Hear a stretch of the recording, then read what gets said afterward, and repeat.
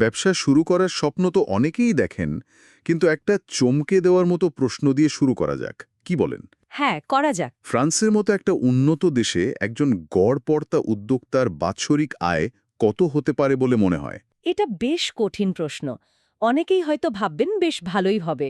উত্তরটা হলো বছরে মাত্র 14,100 ইউরো। বলেন কি? এটা তো সেখানকার ন্যূনতম বেতনের চেয়ে সামান্য কিছু বেশি। ঠিক তাই। আর তার চেয়েও অবাক করা তথ্য হলো ফ্রান্সের 2/3 ব্যবসার মালিক ছাড়া আর কোনো কর্মচারী নেই। এই পরিসংখ্যানটা আসলে একটা অদ্ভুত বিরোধাভাসের দিকে আঙুল তোলে। হুম। মানুষ চাকরি ছাড়ে কেন? স্বাধীনতার জন্য, নিজের ভাগ্য নিজে গড়ার জন্য। কিন্তু বাস্তবে দেখা যাচ্ছে তারা নিজেদের তৈরি করা এক অদৃশ্য কারাগারে বন্দী হয়ে পড়েছে। সপ্তাহে 60-70 ঘন্টা খাটুনি, কিন্তু তার বিনিময়ে আয় আসছে সামান্যই। একদম। এটা এমন এক চক্র যা একবার শুরু হলে সেখান থেকে বেরোনো প্রায় অসম্ভব মনে হয়। যে স্বাধীনতার স্বপ্ন তারা দেখেছিল সেটা আসলে এক ধরনের স্বনিযুক্ত দাসত্বে পরিণত হয়। ঠিক এখানেই আজকের আলোচনার কেন্দ্রবিন্দু। আমরা এই চক্রের গভীরে গিয়ে বোঝার চেষ্টা করব কেন এমনটা হয়, আর এই ফাঁদ থেকে বেরিয়ে আসার পথটাই বাকি।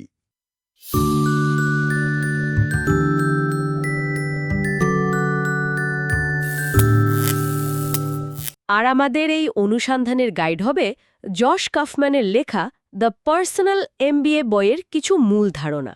বইটার মূল বার্তাটাই খুব শক্তিশালী, তাই না? যে সফল ব্যবসায়ী হওয়ার জন্য লাখো টাকা খরচ করে এমবিএ ডিগ্রির প্রয়োজন নেই। প্রয়োজন নেই, বরং ব্যবসার কিছু মৌলিক নীতি বা মেন্টাল মডেল বোঝাটাই আসল। আর এই না বোঝাটাই কি বেশিরভাগ সমস্যার মূল? আমার তো তাই মনে হয়। উদ্যোক্তারা প্রায়শই যে কাজটি বছরের পর বছর ধরে কর্মচারী হিসেবে করেছেন সেটাই একা করার জন্য ব্যবসা খোলেন। ধরুন একজন অত্যন্ত দক্ষ শেফ, আচ্ছা। যিনি কোনো 5 তারা হোটেলে কাজ করেন। তিনি ভাবলেন, আমি এত ভালো রান্না করি, অন্যের জন্য কেন খাটব, নিজের রেস্তোরাঁ খুলব। আপাত দৃষ্টিতে তো এটা একটা দারুণ পদক্ষেপ, নিজের দক্ষতার উপর ভরসা করে কিছু শুরু করা। সমস্যাটা কোথায় তাহলে? সমস্যাটা মানসিকতায়। তিনি ব্যবসার মধ্যে কাজ করা, মানে ওয়ার্কিং ইন দ্য বিজনেস। আর ব্যবসার উপর কাজ করা। হ্যাঁ, ওয়ার্কিং অন দ্য বিজনেস, এই দুটোর মধ্যে পার্থক্যটা ধরতে পারেন না। তিনি রেস্তোরাঁর মালিক হলেও আসলে তিনি নিজেই নিজের প্রধান কর্মচারী হয়ে যান। তার মানে সকাল থেকে রাত পর্যন্ত রান্নাঘরেই সময় কাটাচ্ছেন, কারণ রান্নাটাই তিনি সবচেয়ে ভালো পারেন। ঠিক। ফলে মেনু প্ল্যানিং, মার্কেটিং স্ট্র্যাটেজি, সাপ্লায়ার্সদের সাথে আলোচনা বা ব্যবসার সম্প্রসারণের মতো বিষয়গুলো নিয়ে ভাবার সময়ই পান না। তিনি শুধু রান্না করে যাচ্ছেন, কিন্তু রেস্টুরেন্টটাকে একটা সিস্টেম হিসেবে গড়ে তুলতে পারছেন না। একদম। আর জ্ঞান অর্জনের কথা বললে তো আরেক বিপদ। তথ্যের মহাসাগর। হ্যাঁ, প্রতি বছর প্রায় 11,000 নতুন ব্যবসার বই প্রকাশিত হয়। অ্যামাজনে 6 লক্ষের বেশি ব্যবসার বই আছে। ব্লগ তো অগণিত। কোনটা জরুরি কোনটা নয় বুঝবেন কিভাবে? এই সমস্যার সমাধান খুঁজতেই কি পার্সোনাল এমবিএ ধারণাটার জন্ম? ঠিক তাই। লেখক জশ কাফম্যান ওয়ারেন বাফেটের কিংবদন্তি ব্যবসায়িক পার্টনার চার্লি মাঙ্গারের উদাহরণ দিয়েছেন। মাঙ্গারের কোনো প্রথাগত এমবিএ ডিগ্রি ছিল না। তাই নাকি? হ্যাঁ, কিন্তু তিনি পদার্থবিদ্যা, মনস্তত্ত্ব, জীববিজ্ঞানের মতো বিভিন্ন ক্ষেত্রের মৌলিক নীতি বা মেন্টাল মডেল ব্যবহার করে ব্যবসার জটিল সিদ্ধান্ত নিতেন। দারুণ তো। এর পেছনের দর্শনটা কি? খুব সহজ কিন্তু গভীর। লক্ষ লক্ষ পদ্ধতি থাকতে পারে, কিন্তু নীতি থাকে কয়েকটি। যে নীতি বোঝে সে নিজের পদ্ধতি নিজেই তৈরি করতে পারে। এটা তো শুধু ব্যবসার জন্য নয়, জীবনের যে কোনো ক্ষেত্রেই সত্যি। শুধু কৌশল না শিখে মূল নীতিটা ধরতে পারা। একদম। তাহলে চলুন ব্যবসার সেই রকম কয়েকটি মৌলিক নীতি নিয়ে কথা বলা যাক। বইটিতে গ্রাহকের মনস্তত্ত্ব বোঝার কথা বলা হয়েছে সবার আগে। মানুষ আসলে কি চায়? কাফম্যান বলছেন, মানুষের অনেক চাহিদার মধ্যে একটা গভীর এবং আদিম চাহিদা হল স্ট্যাটাসের খোঁজ। স্ট্যাটাস মানে সামাজিক মর্যাদা? হ্যাঁ, আমরা সামাজিক জীব, তাই অন্যেরা আমাদের সম্পর্কে কি ভাবছে, সমাজে আমাদের অবস্থান কোথায়, সেটা আমাদের সিদ্ধান্তকে মারাত্মকভাবে প্রভাবিত করে। একটা দামি ঘড়ি কেনা থেকে শুরু করে সোশ্যাল মিডিয়ায় নিজের সাফল্যের কথা জানানো পর্যন্ত। সবকিছুতেই এই স্ট্যাটাস পাওয়ার আকাঙ্ক্ষা কাজ করে। সফল ব্যবসাগুলো প্রায়ই গ্রাহকদের এই আকাঙ্ক্ষা পূরণ করে। তারা শুধু একটা পণ্য বিক্রি করে না, একটা সামাজিক পরিচয় বা স্ট্যাটাস বিক্রি করে। তার মানে লাক্সারি ব্র্যান্ডগুলো আসলে শুধু একটা ব্যাগ বা গাড়ি বিক্রি করছে না, তারা একটা বিশেষ ক্লাবের সদস্যপদ বিক্রি করছে। এক্স্যাক্টলি। এর সাথেই তো আরেকটা শক্তিশালী মানসিক ব্যাপার জড়িত, ক্ষতির ভয়, বা যাকে বলে লস অ্যাভার্শন। ঠিক ধরেছেন। মনোবিজ্ঞানীরা প্রমাণ করেছেন যে ১০০ টাকা পাওয়ার আনন্দের চেয়ে ১০০ টাকা হারানোর কষ্ট আমাদের অনেক বেশি প্রভাবিত করে। এটা সত্যি। মানুষ লাভ করার সম্ভাবনার চেয়ে ক্ষতি এড়ানোর দিকে বেশি মনোযোগ দেয়। এই কারণেই বহু মানুষ একটা স্থিতিশীল কিন্তু অপছন্দের চাকরি ছাড়তে ভয় পায়। কারণ তারা চাকরি হারানোর ঝুঁকিটা নিতে চায় না। হ্যাঁ, যদিও নতুন ব্যবসায় সফল হওয়ার একটা ভালো সম্ভাবনা থাকতে পারে। আর এটাই হয়তো ফ্রান্সের সেই ২/৩ ব্যবসায়ীকে আটকে রেখেছে। তারা হয়তো ব্যবসাটার উপভোগ করছেন না, কিন্তু এই সিস্টেমটা ছেড়ে দিলে যা আছে সেটাও হারানোর ভয়ে নতুন কিছু করার সাহস পাচ্ছেন না। ক্ষতির ভয়টা তাদের প্যারালাইজ করে রেখেছে বলা যায়। এই মনস্তত্ত্বগুলো যদি কোনো ব্যবসায়ী বুঝতে পারেন, তাহলে তার জন্য মার্কেটিং করাটাও অনেক সহজ হয়ে যায়। বইয়ের দ্বিতীয় নীতিটাই তো আকর্ষণীয় মার্কেটিং নিয়ে। হ্যাঁ, এর একটা মূল অংশ হল রিসেপটিভিটি বা গ্রাহকের আগ্রহ, অর্থাৎ এমন মানুষের কাছে আপনার বার্তা পৌঁছানো যারা সেটা শোনার জন্য ইতিমধ্যেই প্রস্তুত। যেমন ধরুন স্টিফেনি মেয়ারের টুয়াইলাইট সিরিজের কথা। যখন বইগুলো জনপ্রিয়তার শীর্ষে, তখন এর ভক্তরা টুয়াইলাইট সম্পর্কিত যে কোনো কিছুর প্রতি স্বাভাবিকভাবেই আগ্রহী। আচ্ছা। অর্থাৎ তাদের কাছে টুয়াইলাইটের পোস্টার বা টি-শার্ট বিক্রি করার জন্য নতুন করে আগ্রহ তৈরি করতে হয়নি। একদমই না। আগ্রহটা আগে থেকেই ছিল, শুধু সঠিক পণ্যটা তাদের সামনে তুলে ধরতে হয়েছে। বিজ্ঞাপনের খরচকায় শূন্যে নেমে আসতে পারে। বইটাতে ভিব্রাম 5 ফিঙ্গার্স জুতার একটা অসাধারণ উদাহরণ দেওয়া হয়েছে। হ্যাঁ, ওই জুতাগুলো দেখতেই অদ্ভুত। প্রত্যেকটা আঙুলের জন্য আলাদা জায়গা, দেখতে অনেকটা পায়ের গ্লাভসের মতো। এক্স্যাক্টলি। যারা ওটা পরে রাস্তায় বের হয় তাদের দেখে অন্যেরা প্রশ্ন করতে বাধ্য হয়, ভাই এটা কি পরেছেন, বা এটা পরে হাঁটতে আরাম হয়। আর এই মানুষের মুখের আলোচনাই তাদের জন্য সবচেয়ে বড় বিজ্ঞাপন হয়ে দাঁড়ায়। কোনো বড় বিজ্ঞাপন ছাড়াই তাদের বিক্রি বহুগুণ বেড়ে গিয়েছিল। শুধুমাত্র পণ্যটা রিমার্কেবল হওয়ার কারণে। হ্যাঁ, কিন্তু এতে একটা ঝুঁকিও তো আছে, তাই না?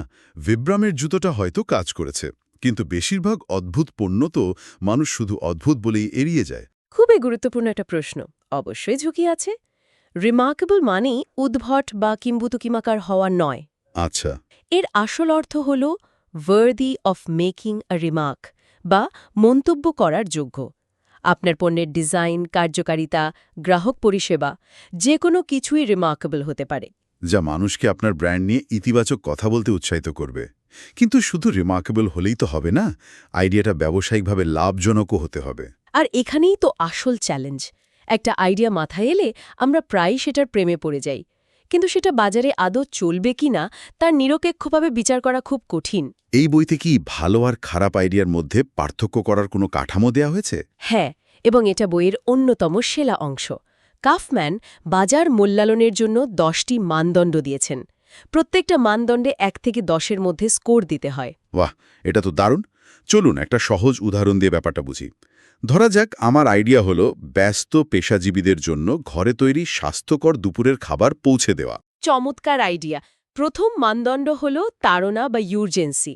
গ্রাহকরা কতটা জরুরি ভিত্তিতে আপনার পণ্যটি চায়। দুপুরের খাবারের প্রয়োজন তো রোজই হয়, তাড়নাটা বেশ ভালো। 10-এর মধ্যে 7 বা 8 দেওয়া যেতে পারে। ঠিক। দ্বিতীয় মানদণ্ড বাজারের আকার বা মার্কেট সাইজ। শহরে ব্যস্ত পেশাজীবীর সংখ্যা অনেক, তাই বাজারের আকারও বেশ বড়। এখানেও 8 দেওয়া যায়। কিন্তু এরপর আসছে তৃতীয় মানদণ্ড, সম্ভাব্য মূল্য বা প্রাইসিং পটেনশিয়াল। একজন গ্রাহক একবেলার খাবারের জন্য সর্বোচ্চ কত দাম দিতে রাজি? খুব বেশি দাম রাখলে তো চলবে না। একদম, তাই এখানে স্কোর হয়তো 4 বা 5-এর বেশি হবে না। আর চতুর্থ মানদণ্ড অনন্যতা বা ইউনিকনেস। আমার এই অফারটি প্রতিযোগীদের থেকে কতটা আলাদা? সত্যি বলতে এই আইডিয়া নকল করা খুব সহজ। যে কেউ এটা শুরু করতে পারে। হ্যাঁ, তাই অনন্যতা স্কোরে হয়তো মাত্র 2 বা 3 আসবে। দেখুন, মাত্র 4টি মানদণ্ড বিশ্লেষণ করে আইডিয়াটার শক্তি এবং দুর্বলতাগুলো স্পষ্ট হয়ে গেল। ঠিক। কাফম্যানের মতে এই 10টি মানদণ্ডে মোট স্কোর যদি 75 বা তার বেশি হয়, তাহলে আইডিয়াটি দারুণ। আর 50-এর কম হলে সম্ভবত অন্য আইডিয়া নিয়ে ভাবা ভালো। এটা নিজের আইডিয়াকে নির্মোহভাবে বিচার করার একটা দারুণ টুল। কিন্তু ধরে নিলাম একটা দারুণ আইডিয়া পাওয়া গেল, ব্যবসাও ভালো চলছে, শেষটা কোথায়? এটাই আসল প্রশ্ন। আর এই প্রশ্নের উত্তর খুঁজতে গিয়েই অনেক উদ্যোক্তা হারিয়ে যান। তারা সেই ফরাসি ব্যবসায়ীদের মতো ৭০ ঘন্টা কাজ করতে থাকেন, কারণ তাদের মনে হয় যথেষ্ট বলে কিছু নেই। হ্যাঁ, এই বিষয়ে বইটিতে একটা খুব সুন্দর গল্প আছে, তাই না? হ্যাঁ, আছে। আগ্রহী হলাম। গল্পটা কি নিয়ে? এক ধনী MBA ডিগ্রিধারী পরামর্শক ছুটি কাটাতে এক ছোট্ট উপকূলীয় গ্রামে গিয়েছেন। সেখানে তিনি এক জেলেকে দেখেন যে সামান্য কিছু মাছ ধরে নৌকা নিয়ে তীরে ফিরে আসছে। আচ্ছা। পরামর্শক তাকে জিজ্ঞেস করলেন, আপনি এত তাড়াতাড়ি ফিরে এলেন যে? আরও কিছুক্ষণ থাকলে তো আরও অনেক মাছ ধরতে পারতেন। জেলে কি উত্তর দিল? জেলে শান্তভাবে বলল, আমার পরিবারের আজকের জন্য যা প্রয়োজন তা হয়ে গেছে। বাহ! আর একদিন মিলিয়নেয়ার হয়ে যাবেন? ঠিক। এরপর নিশ্চয়ই জেলে জিজ্ঞেস করেছে, মিলিয়নিয়ার হয়ে কি হবে? অবশ্যই। জেলে জিজ্ঞেস করল, তারপর কি? পরামর্শক খুব গর্বের সাথে উত্তর দিলেন, তারপর আপনি অবসরে গিয়ে শান্তিতে জীবন কাটাবেন, দেরি করে ঘুম থেকে উঠবেন, শখের জন্য একটু মাছ ধরবেন, বাচ্চাদের সাথে খেলবেন। আমি সম্ভবত অনুমান করতে পারছি জেলের উত্তরটা কি ছিল। জেলে তখন একটা মৃদু হাসি দিয়ে শান্তভাবে উত্তর দেয়, আমি তো এখনই তাই করি। ওয়াও! এটা তো পুরো দৃষ্টিভঙ্গিটাই বদলে দেয়। দেয় না? আমরা সাফল্যের যে সংজ্ঞাটা মাথায় নিয়ে ঘুরি, যে পাহাড় প্রমাণ টাকা আয় করে অবসরে শান্তি খুঁজব, এই একটা লাইন সেটাকে প্রশ্ন করে দিল। ঠিক। আর এই গল্পটা শুনলে ফ্রান্সের সেই উদ্যোক্তাদের পরিসংখ্যানটা আরও পরিষ্কার হয়ে যায়। তারা হয়তো সেই জেলের মতোই একটা শান্ত, সুন্দর জীবন চায়। কিন্তু ভুল করে মিলিয়নিয়ার হওয়ার পরামর্শকের দেখানো পথে ছুটছে। তারা আরও বড় নৌকার পেছনে ছুটতে গিয়ে নিজেদের বর্তমানের শান্তি আর স্বাধীনতা দুটোই হারিয়ে ফেলছে।